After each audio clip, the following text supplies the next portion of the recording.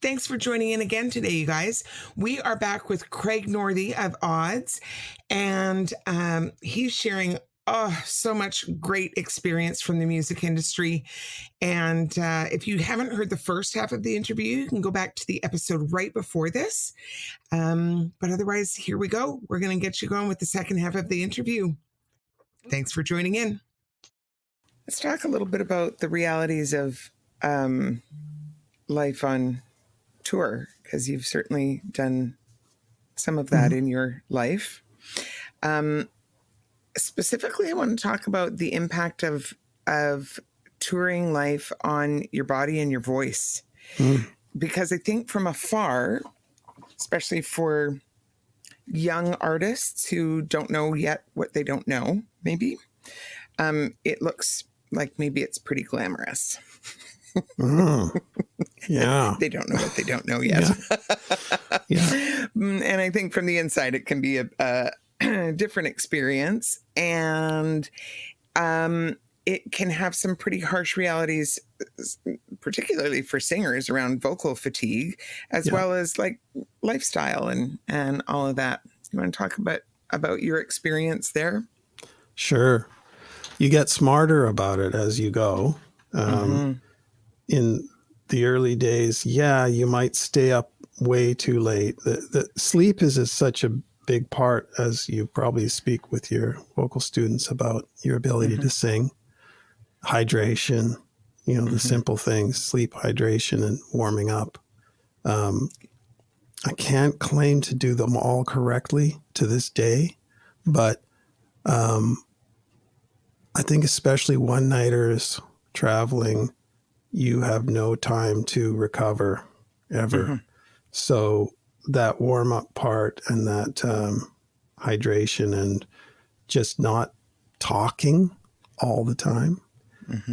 I would say in the Stephen Page trio, we're so voluble during band drives, which is already a masking noise, or in a Sprinter or in a plane or whatever you're in. You're elevating your speaking voice, you're trying to get your point across, whatever it is that you're doing, or you're talking over this, analyzing some song that's playing in the background. By the time you get to sound check, you probably shouldn't be singing. You probably should be taking another 3 hours without talking. So there isn't that ability anymore. A lot of times there's VIPs and things at your sound check where you're really performing all day. If you're doing media, you're basically singing, stopping, talking, singing, stopping, talking, singing. And then say Stephen's shows are 2.5 hours long. So that's a lot. Yes, it is. So I can say it's not glamorous if you're trying to do the job right. If you're going to, be the Replacements in 1991 or, be a romantic, collapsing rock and roll machine, you'll be fine. Just go out there and do whatever you want and create some media headlines for the time you had to cancel.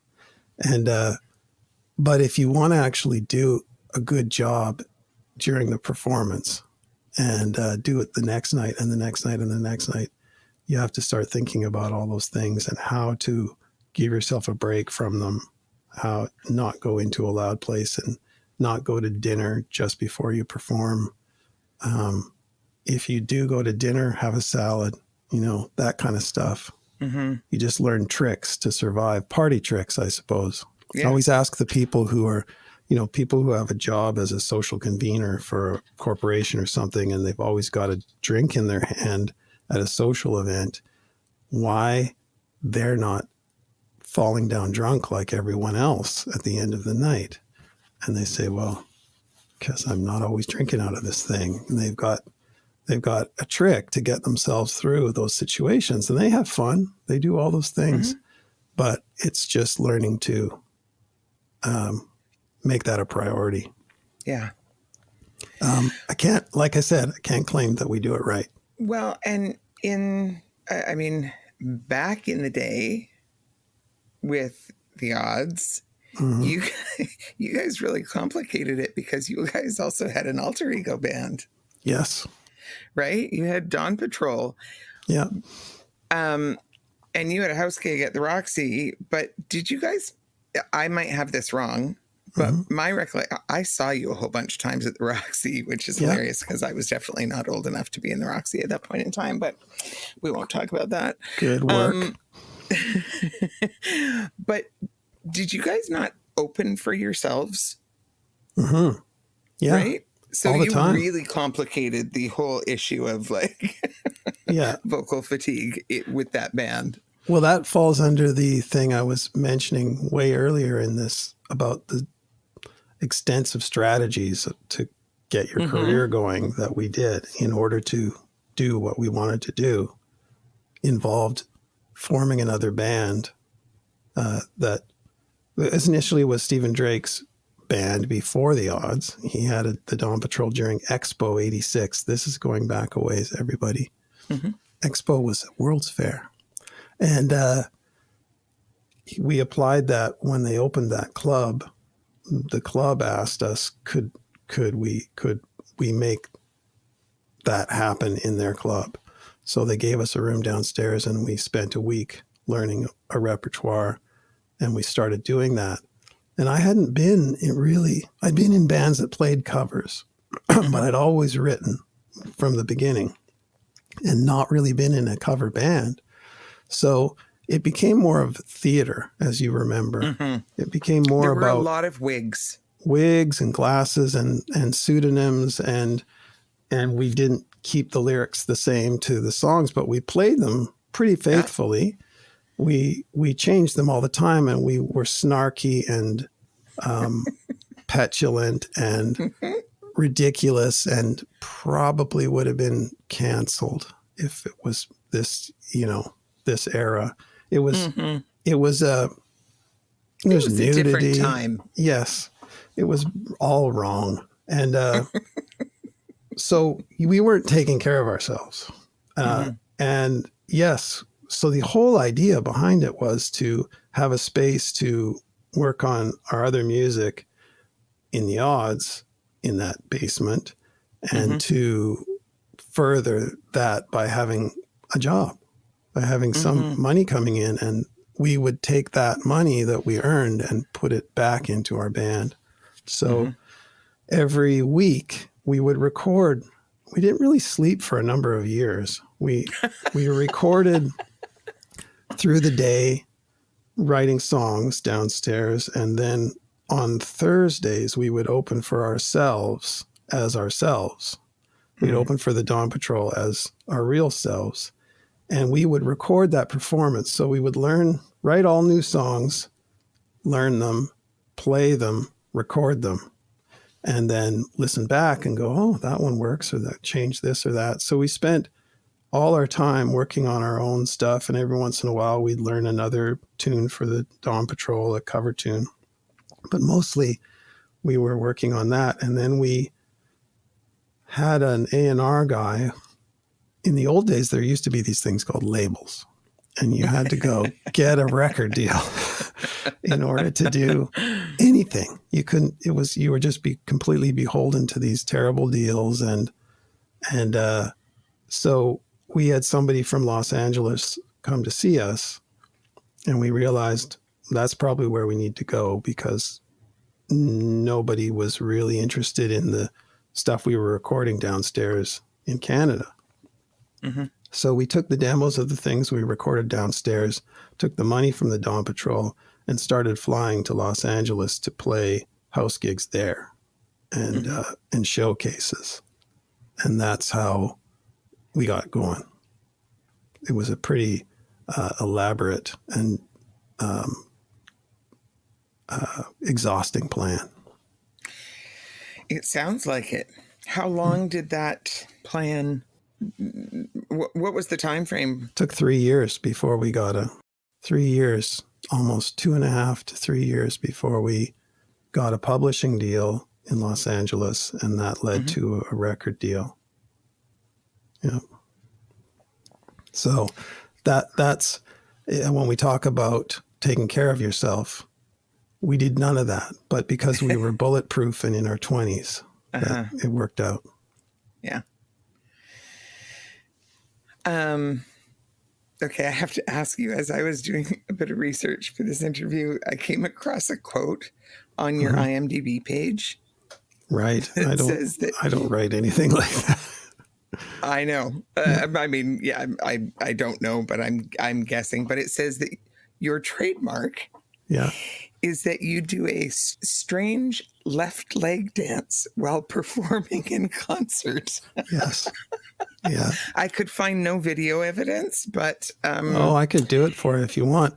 But I didn't. It's all, you know what it's like. You just do stuff with your body. You don't know you're doing it. I guess it's a tic or whatever you call it. But my left leg goes up at times of excitement. And I think the person who wrote that, whoever put up that IMDb page, must have been a kinesiologist or something. I have no idea.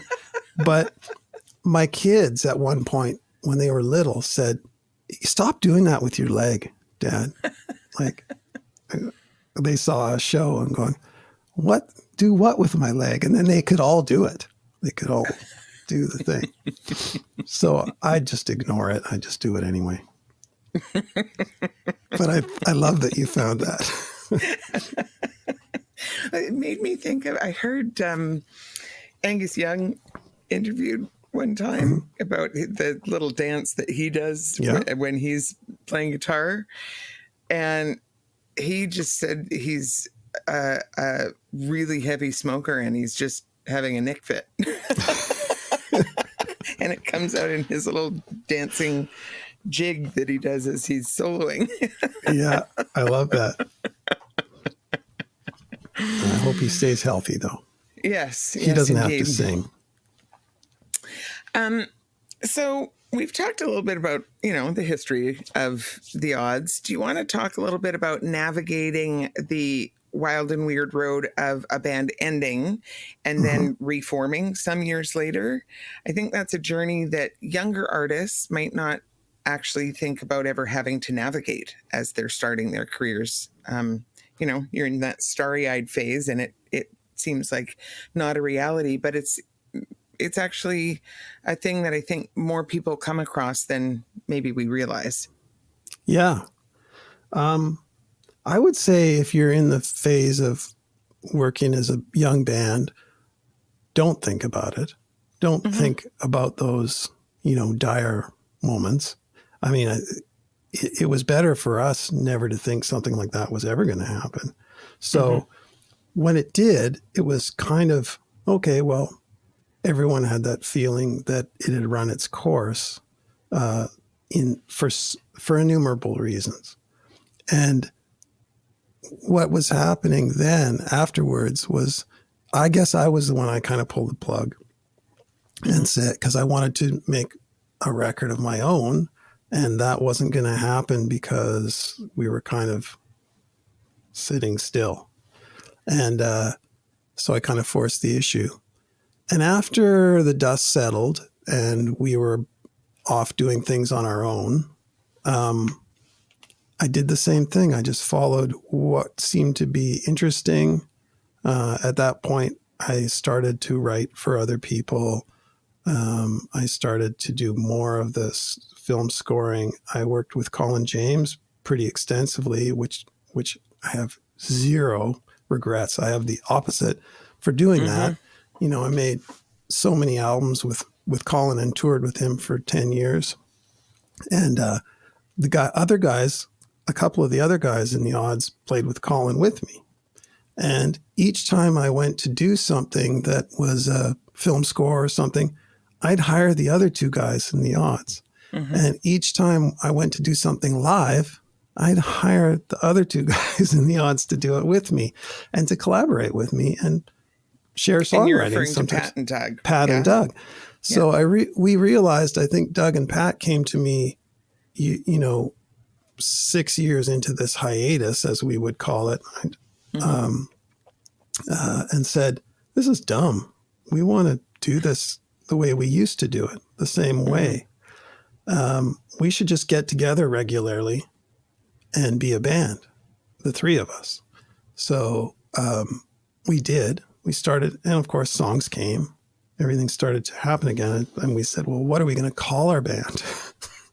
What are we going to be?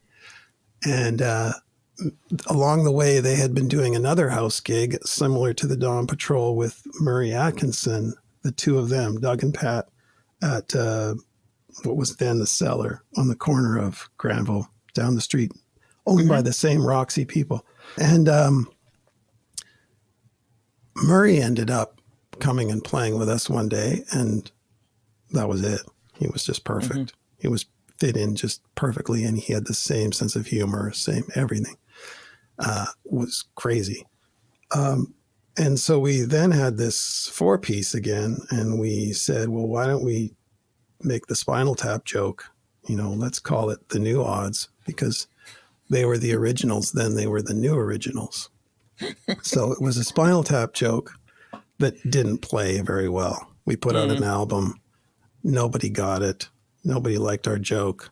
Nobody knew that it was a reference to our past, or it just didn't line up. So then we went back to our old name. So it wasn't slow navigation. It was just based on what we wanted to do, and based again on the pure love of playing music together. It wasn't a career thing. Oh, we got to put that back together because things were better back then, and we need that name and we need to do that. It was more or less, we love playing together, you know, and it's easier for the audience to see us with that name, to find us or to know that it's that vibe, that's us.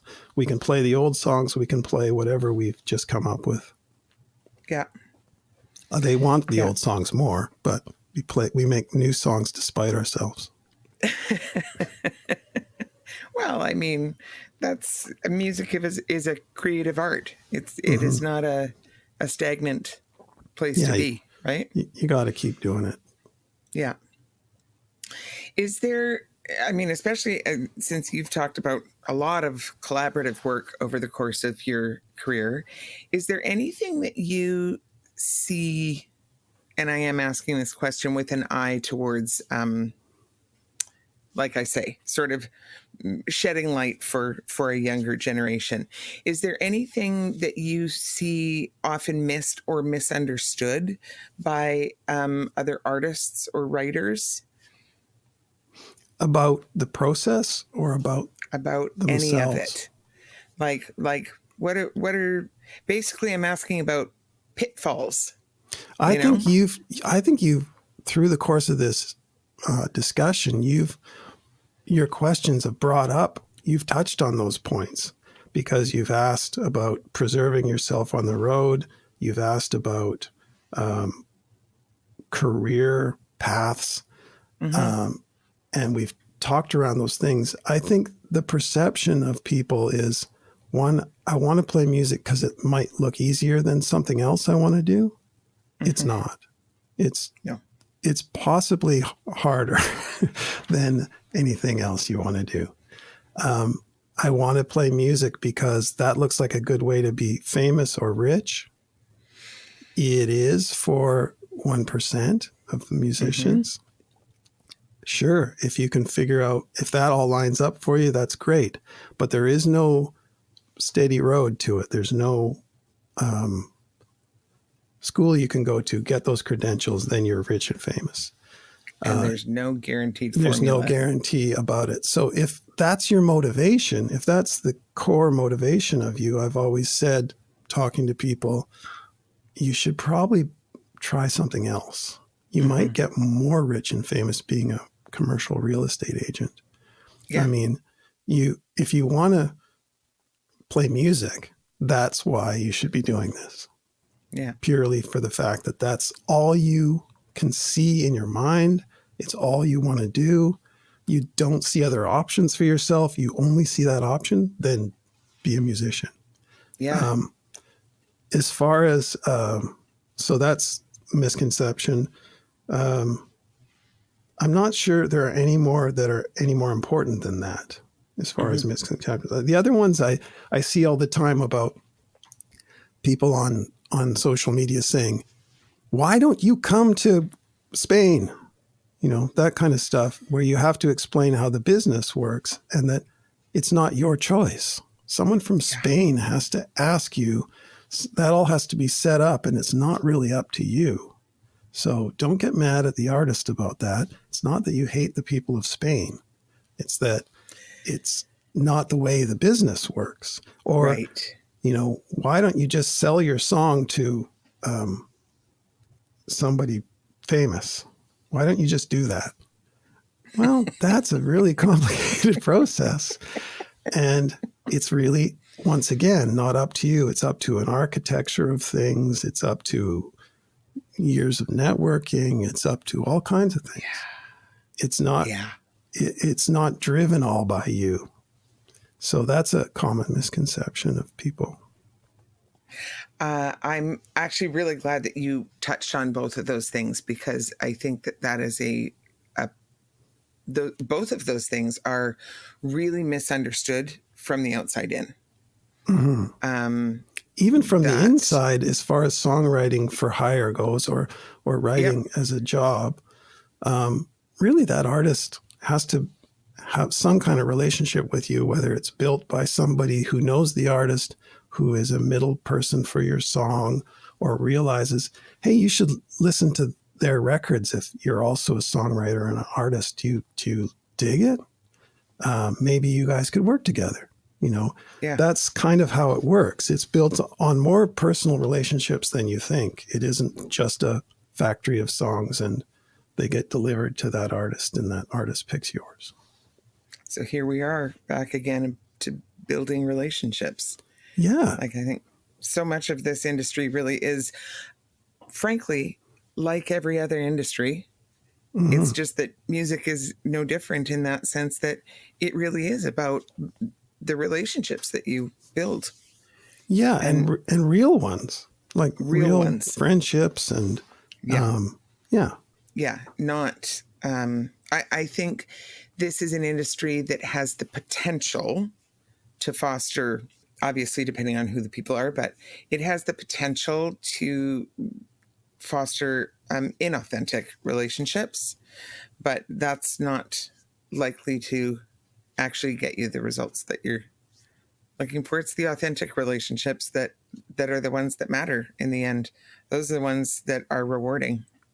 Yes. And going back to your question about the people who have influenced you and helped you, the people that genuinely believed in the music that I was making or the music I've made with my friends, are still and who worked hard to get the music out there, are still my friends to this day. Mm-hmm. They could have picked up on us and in some cases it was the late 80s and the early 1990s, and stepped in to help and stepped in to be part of it. They never leave your life. Those are your friends. Yeah. So. Absolutely. I think it's not always the case. Sometimes things blow up. Relationships are difficult. And you talked about that, about a band ending. Sometimes it's not healthy for you, whatever that relationship is. But the ones that are healthy, stay on. Yeah, absolutely. What's the most unexpected way that you've used your talents in the course of your career? I don't think, well, for one, I don't think I ever thought that I would score movies or television. Mm-hmm. I never thought that as even a possibility. So I think that's unexpected, and the amount of time I've spent on it at this point, is as a chunk of what I do. I never expected that. And I think that's about musical diversity is another thing that we really haven't talked about spreading out. Like, you're a teacher, you're a singer, writer, you're all these things. Mm-hmm. And I think as a musician, you realize that doing that, spreading out sideways, is a part of a complete life. It's part of a complete. I learned that from my mother, who also was an instrumentalist, and became a teacher too, Mm-hmm. and spent a lot of her time on that process. And I'm just a shitty teacher, so I had to do this other stuff.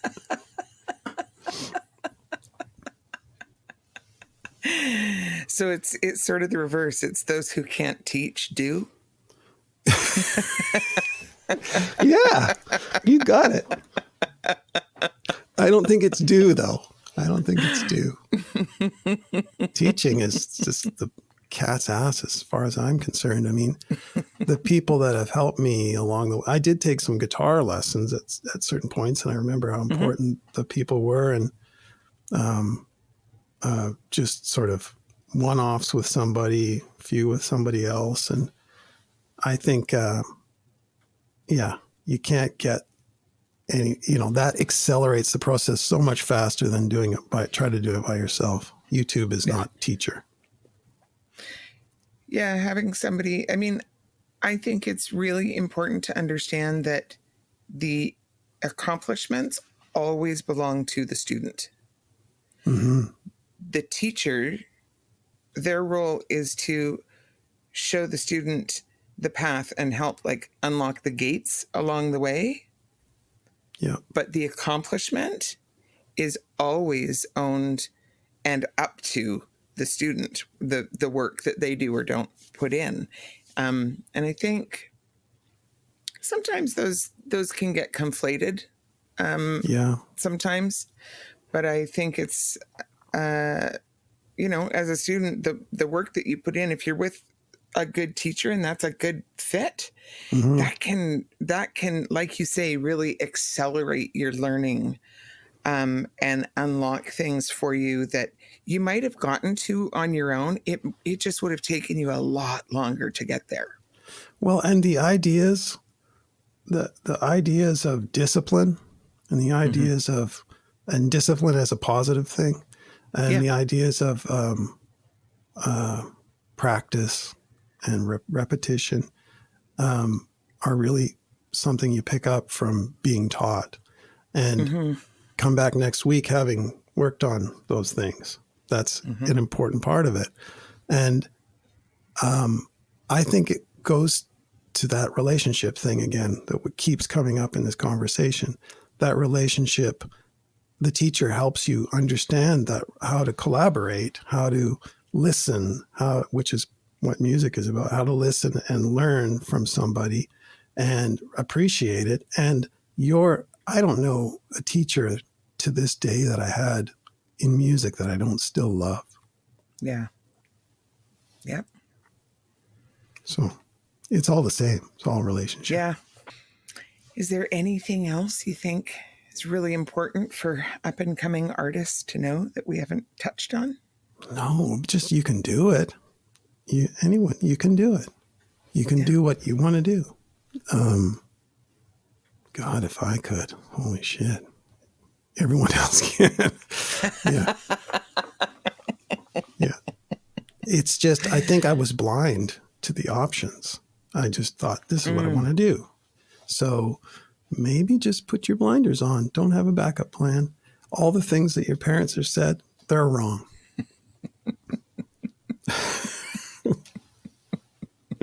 No plan B. No plan B. But Yeah.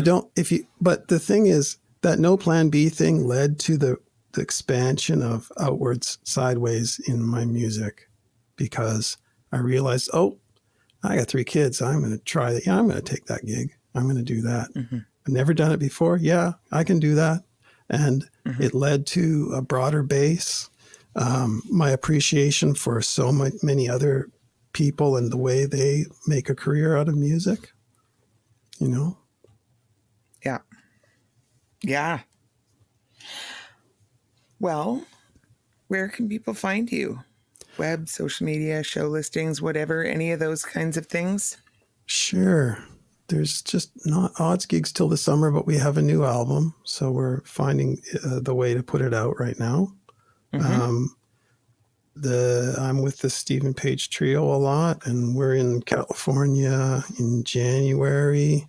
You can find me at Instagram if you want, which is just my name with the funny symbol in front of it, or Odds Music. It's on Instagram and on Twitter. Probably easiest way to talk to any of us. And just DM me or whatever you want to do. And Odds Music is the website for the band. And I'll just keep going. That's awesome. Well, thank you so much for joining me today. This has been a great chat. Yeah, it's fun. Yeah. Yeah. When we were going to do this, sit and talk about all this stuff, Right. without your show. So congratulations. Well, thank you very much. Yeah, I'm excited. It's actually like opened the door for a lot of these conversations with people that I've known forever, but when do you ever sit down and talk about this stuff? Yeah, you don't. So it's great that you've got this forum, and I like the angle of it. And it's hard for most, as you probably are figuring out. Well, you've had some pretty savvy people on your show. You got to talk for a while to find out how it works, because most people don't know. They just are doing it and not thinking about it too much. And that's what makes me a shitty teacher, because teachers can look at the skill and break it down and understand how somebody got to that place. And most people don't sit long enough and stare at it long enough and figure it out. So that's what makes a great teacher to me, is somebody who can break it down and then build it back up for you. So I'll work on it. Well, and I think too, it's important to have the perspective that there are many roads, right? Like everybody's got their own process and everybody's got their own journey and their success down all of these avenues. But there are places where that process has overlapped for a lot of different people. And there are places where it has been vastly different for different people. Yes. Agreed. So understanding that, I think, is an important piece of the puzzle as well. And that goes back to you can do it. Because if your method works for you, keep going with your method. Absolutely. Yeah. Well, thanks again, Craig. This has been awesome. I appreciate it.